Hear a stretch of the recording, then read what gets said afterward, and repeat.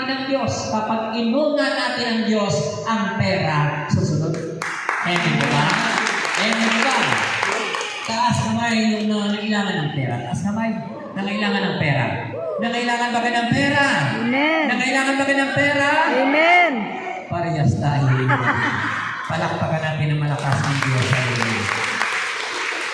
Alam ninyo, kapag ikaw ay tunay na anak ng Diyos, interesado ka sa salita ng Panginoon, mga kapatid ko, huwag ka mag-isip ng pera.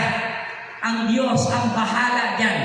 Bakit? Kapag ikaw ay anak ng Diyos, sentensyado kang yumaman, sentensyado kang umunlad, mga kapatid ko. Bakit? Kung lahat tayo mahirap, hindi tayo paniwalaan ng mga tao.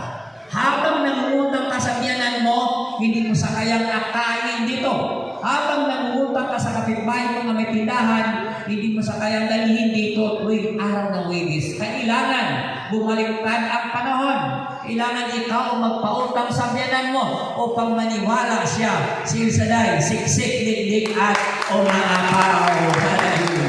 Kaya, huwag mo pag-isipin ang pera, obligasyon ng Diyos na tayo ay payayamanin, paunlarin, mga kapatid ko. Bakit? Nagtanong si Pedro. Si Pedro matalino. Si Pedro mautak. Si Pedro ay sigurista. Nagtanong siya. Ito kanyang tanong. Panginoon, paano naman kami?